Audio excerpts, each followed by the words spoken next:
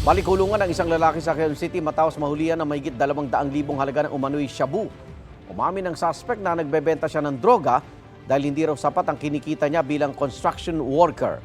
May unang balita si James Agustin.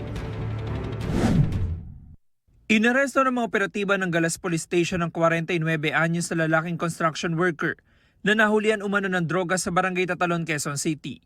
Yan ay matapos siyang silbihan ng search warrant na inisyu ng korte. Nakuha sa bahay ng sospek ang mga plastic sachet na naglalaman ng droga at drug paraphernalia. Base sa mode of operation po na nag-gather namin sa kanya, kinukuha niya po yung illegal drugs sa loob ng bahay niya. Wala po sa mismong posisyon niya. Kaya po in-applyan po natin ng search warrant. Sa kabuuan naabot sa 30 gramo ang shabu na nagkakalaga ng 204,000 pesos. Ayon sa pulisya, nagbebenta ng droga ang sospek na ang karaniwang transaksyon abutan sa personal at online. Bali, ang area of operation po nitong si alias Elmer is Barangay Tatalon po.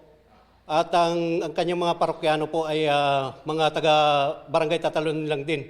At yung mga freelancers po, yung mga nag-aalok po ng services sa Banawi area po, ng mga mekaniko.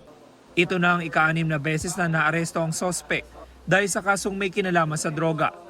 Taong 2022 siya huling nakulong. May nakuha po, konti lang.